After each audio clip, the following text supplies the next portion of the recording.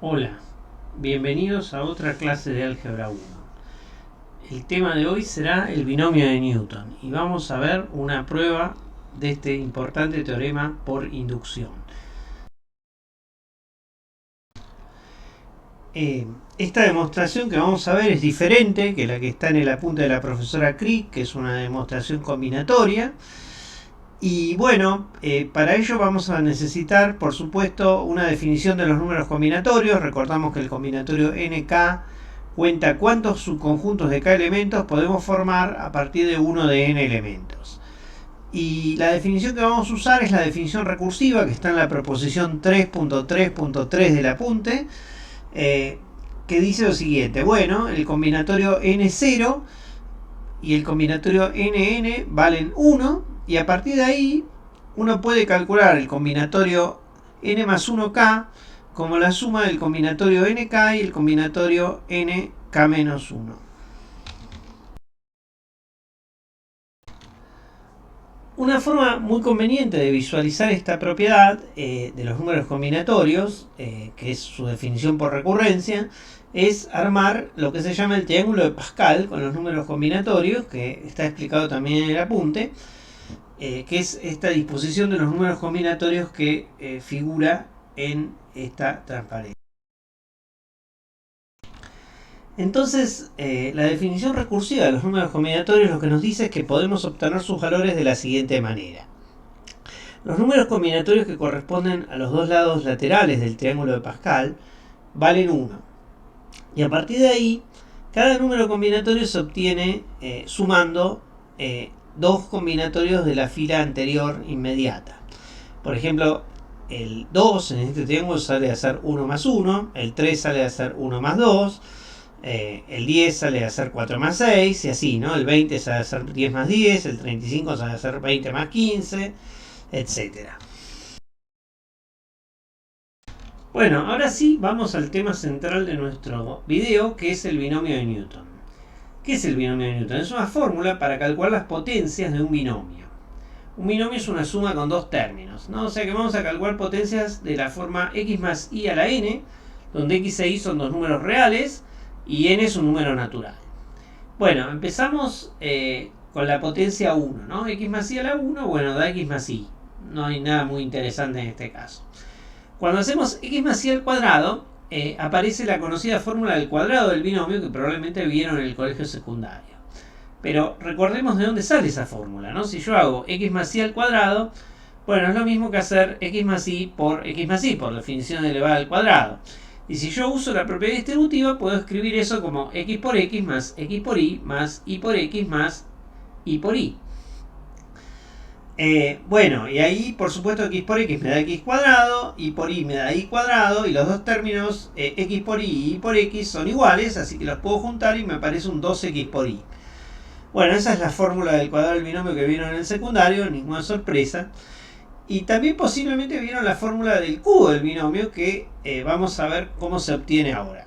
La voy a pensar de la siguiente manera, que nos va a dar la pista del argumento de inducción, ¿no? La vamos a escribir como x más y al cuadrado por x más y. ¿No? Acá vemos que justamente nos conviene usar lo que ya sabemos del caso anterior, digamos. Entonces, bueno, calculamos x más y al cuadrado por lo que fórmula del cuadrado del binomio que ya teníamos, y ahora efectuamos la propiedad distributiva. Y cuando efectuamos la propiedad distributiva, vemos que también hay términos que se pueden agrupar, como x por y al cuadrado con 2x por y cuadrado, y me aparece un 3x cuadrado por y. También lo que se ve en estas formas es que, bueno, cada término, digamos, tiene el grado que corresponde a la potencia, ¿no? Por ejemplo, en el cuadrado del binomio todos los términos son términos de grado 2. En el cubo del binomio todos los términos son términos de grado 3. Y las potencias de x van disminuyendo, mientras que las potencias de y van subiendo. Y nuestro interés va a ser entender cuáles son los coeficientes que aparecen en esta fórmula. Bueno, por supuesto, este proceso lo podríamos continuar a mano para algunos valores de n, pero preferí, como es mi costumbre, escribir un programita, en este caso en Python, para ver qué pasa. como necesitamos, digamos, hacer operaciones simbólicas con polinomios, voy a usar un paquete que se llama SymPy, una librería en Python para operaciones simbólicas.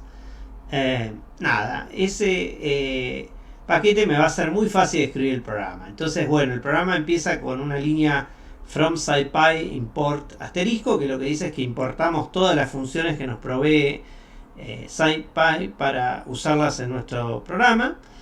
Después, bueno, definimos las variables con las que vamos a trabajar. X e Y son las variables simbólicas, eso es lo que dice estas primeras dos líneas de código. Nos dicen que, bueno, X e Y son símbolos. Y ahora definimos B, que es el binomio, como X más Y. O sea, B es un polinomio en dos variables. Y bueno, y ahora la variable de Newton va a acumular las potencias de ese binomio. Empezamos en 1, que sería la potencia 0 de X más Y. Y ahora, mediante un ciclo, en cada paso del ciclo, lo que hacemos es multiplicamos la variable de Newton por el valor de la variable B. O sea, es como multiplicar por X más Y en cada paso. Y hacemos la distributiva, eso es lo que hace el comando expand. Y imprimimos el resultado. Bueno, en la línea print hay algunos detalles que no quisiera entrar demasiado en ellos, pero básicamente lo que estoy haciendo es armar un cartelito que dice X más Y a la N, y la función str lo que hace es convertir el número N en una cadena de caracteres que se va a concatenar. El operador más en esta línea no representa una suma de números, sino una concatenación de dos cadenas de caracteres. Y bueno, imprimimos el valor de la variable Newton. También esta última línea se va a repetir en cada paso del ciclo para n en el rango mayor o igual que 1 y menor estricto que 8. Y nos va a proporcionar una tabla de las potencias del binomio. Bueno, genial. Acá pueden ver el resultado del programa. Y ven que para n igual 2 y 3 da los valores que habíamos calculado. Para entender el resultado hay que tener presente que dos asteriscos representa en Python el operador de potenciación, elevar una potencia, y un solo asterisco representa el operador de multiplicación. Bueno, y acá, si miran con cariño el resultado, se dan cuenta que aparecen los mismos números que aparecían en el triángulo de Pascal, o sea, los números combinatorios. O sea que las potencias del binomio aparecen como coeficientes los números combinatorios. Y ven que se repite el patrón que dije, que es que las potencias de X van disminuyendo. Por ejemplo, miremos, no sé, la potencia sexta empieza en X a la sexta, el siguiente término tiene X a la quinta, el siguiente tiene X a la cuarta, así hasta el último que tiene X a la 0, o sea, X directamente no aparece. Y las de Y van subiendo, empiezan en Y a la 0, después tenemos Y a la 1, Y al cuadrado, Y al cubo, así hasta Y a la sexta. Eso nos da la pauta de cómo va a ser la fórmula general. Entonces, ahora sí, enunciamos el teorema del binomio de Newton en forma general. El teorema dice que X más Y a la N se puede escribir como la suma desde K igual 0 hasta N del combinatorio n tomados de acá por X a la K por Y a la N menos K. Debido a esta fórmula, los números combinatorios se llaman también coeficientes binomiales. Bueno, quisiera mencionar que aunque este teorema es conocido popularmente, digamos, como el binomio de Newton, en realidad no es originalmente de Newton en esta formulación, y ya aparece en los trabajos de un matemático persa del siglo X, el matemático Al-Karaji. Entonces, bueno, después voy a explicar qué fue lo que sí realmente hizo Newton que hace que este teorema sea conocido con su nombre. Bueno, el objetivo de este video, como les dije, es hacer una demostración por inducción de esta fórmula, que es distinta de la que aparece en el apunte, que es una demostración combinatoria. Entonces, para hacer la demostración por inducción, llamamos P de n, como es de costumbre, a la proposición que queremos demostrar, ¿no?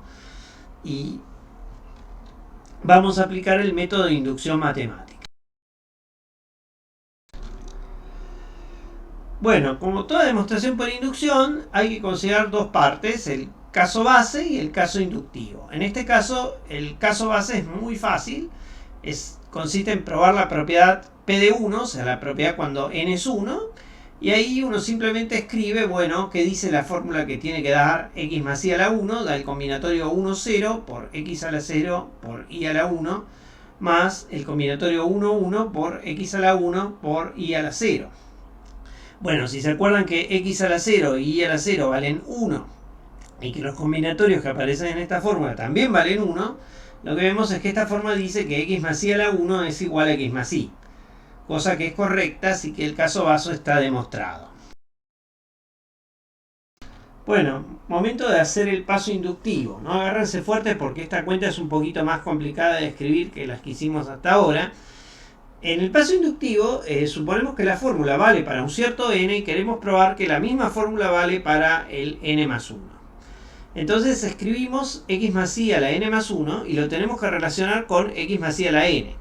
En este caso la relación es muy clara, ¿no? X más y a la n más 1 es x más y a la n por x más y. Tal como en la cuenta que hicimos antes para pasar del caso n igual 2 a n igual 3. Bueno, y ahora, nada, entonces usamos la hipótesis de inducción, la hipótesis inductiva, para escribir x más y a la n como lo que dice la fórmula del binomio de Newton. Ok, ahora efectuamos la distributiva y nos vamos a encontrar con la presencia de dos sumatorias, ¿no? La sumatoria desde k igual 0 hasta n del combinatorio n tomados de acá por x a la k más 1 por y a la n menos k, más la suma del combinatorio n tomados de acá por x a la k por y a la n más 1 menos k, también para k entre 0 y n. Bueno, en estas sumas tenemos que usar, digamos, la recurrencia de los números combinatorios. Y si se acuerdan, los números combinatorios de los extremos valen 1 y no están determinados por la recurrencia. Entonces eso medio que nos da la pista de que lo que vamos a tener que hacer es separar esos términos en las sumas. Vamos a separar en la primera suma el término que corresponde a k igual a n. Y en la segunda suma vamos a separar el término que corresponde a k igual 0. De modo que nos quedan dos sumatorias de n términos. Genial. Entonces, ahora vamos a usar un truco que aprendimos en el anterior video sobre un ejercicio con los números combinatorios en sumatorias, que es hacer un cambio de índice. Vamos a agarrar la primera suma y vamos a hacer el cambio de índice k igual j menos 1. Bueno, este cambio de índice es biyectivo en el sentido que lleva el rango de k entre 0 y n menos 1 al rango de j entre 1 y n. Y es biyectivo porque tiene una inversa que es j es igual a k más 1. Entonces estas dos sumas que aparecen en la primera línea de la transparencia son iguales. Ahora, fíjense un detalle, ¿no? Para hacer el cambio de índice me conviene usar dos variables distintas. Pero cuando continúe el ejercicio yo voy a querer juntar las dos sumatorias. Entonces voy a querer escribir todo en la misma variable. No hay problema, ¿no? Si yo ahora miro la segunda suma y digo cambio j por k, en realidad estoy poniendo la misma suma, ¿no? El nombre de la variable no importa en la sumatoria. Puedo elegir el nombre que a mí me guste.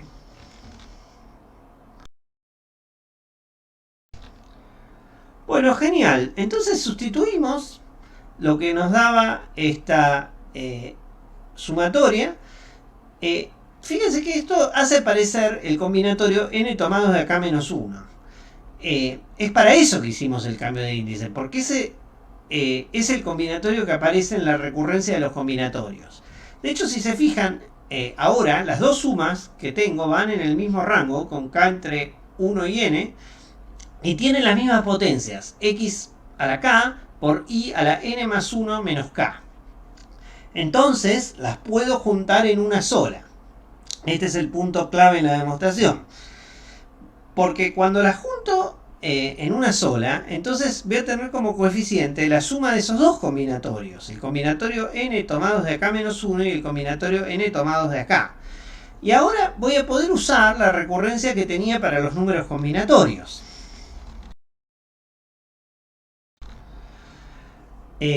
Bueno, si yo uso esa recurrencia, lo que voy a ver es que la suma me queda como la suma desde k igual 1 hasta n del combinatorio n más 1 tomados de acá, por x a la k por i a la n más 1 menos k. Pero ¿qué pasa ahora? Los dos términos que dejamos afuera los podemos meter dentro de la sumatoria, porque si se fijan, el combinatorio n tomados de a 0 es igual al combinatorio n más 1 tomados de a 0, que es 1. Y el combinatorio n tomados de a n es lo mismo que el combinatorio n más 1 tomados de a n más 1, que da 1. Entonces, lo que nos queda es exactamente la fórmula del binomio de Newton, pero cambiando n por n más 1. O sea, hemos demostrado la propiedad P de n más 1. Y entonces el principio de inducción nos dice que como demostramos P de 1 y demostramos que P de n implica P de n más 1, podemos concluir que P de n es efectivamente cierta para todo número natural n. Genial, hemos terminado nuestra demostración por inducción, pero el video no se acaba acá, porque les quiero contar un par de cositas más. La primera que les quiero contar es lo siguiente. Si el teorema no es originalmente de Newton, ¿por qué se lo conoce como binomio de Newton? ¿Qué hizo Newton realmente? Bueno, Newton probó una generalización de este teorema, que es, digamos, la versión de análisis de este teorema, donde en vez de considerar potencias de exponente entero, uno puede considerar potencias de exponente real, ¿no? Entonces consideramos una potencia de exponente real 1 más x a la alfa. Y lo que el teorema dice es que esto también se puede desarrollar en una suma, pero ahora es una suma infinita, o sea, lo que en análisis se llama una serie.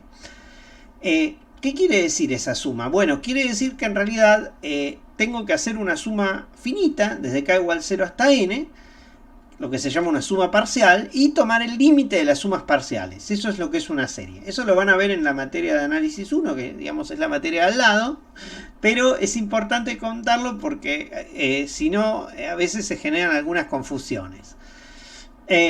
Y bueno, ¿quién es el combinatorio alfa k? Bueno, parece una definición generalizada de los coeficientes binomiales o combinatorios, que es la que está en esta transparencia, ¿no? Uno multiplica alfa por alfa menos 1 por alfa menos 2 hasta alfa menos k más 1. O sea, eso hace que haya k factores en el numerador.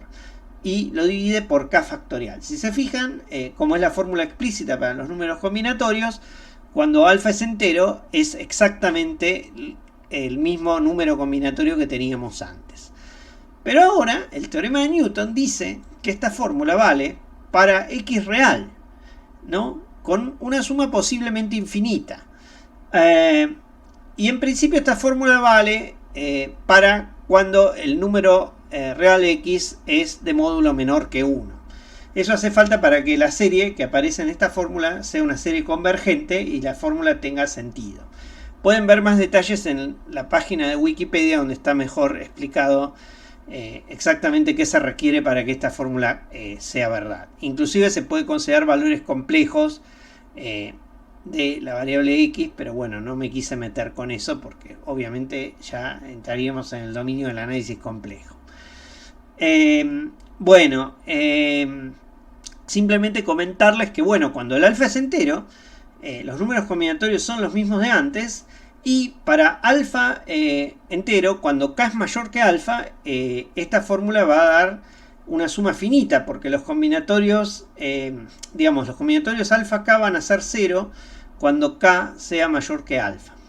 Entonces, en el caso en que alfa es entero, esta suma se reduce a la misma que teníamos antes, con lo cual es realmente una generalización del teorema que probamos antes.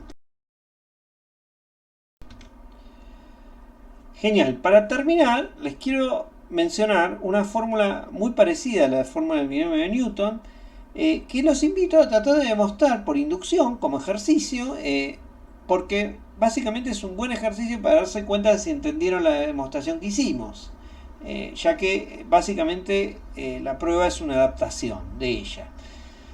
Fíjense qué dice esta fórmula, que si yo tengo dos funciones de análisis 1, digamos dos funciones de una variable real definidas en un entorno de un punto x0 y son suficientemente derivables en ese entorno, digamos tienen n derivadas, entonces yo puedo calcular la derivada enésima de un producto con una fórmula muy parecida al binomio de Newton, ¿no? Acá la notación es f con una potencia entre paréntesis a la k, es la derivada késima de f en x0, ¿no? Bueno, es una generalización de la fórmula de la derivada de un producto que vieron en el CBC. Bueno, como les dije, pueden intentar demostrar esta fórmula, es muy parecida a la fórmula del binomio que hicimos. Bueno, esto va a ser todo por hoy, nos vemos la próxima.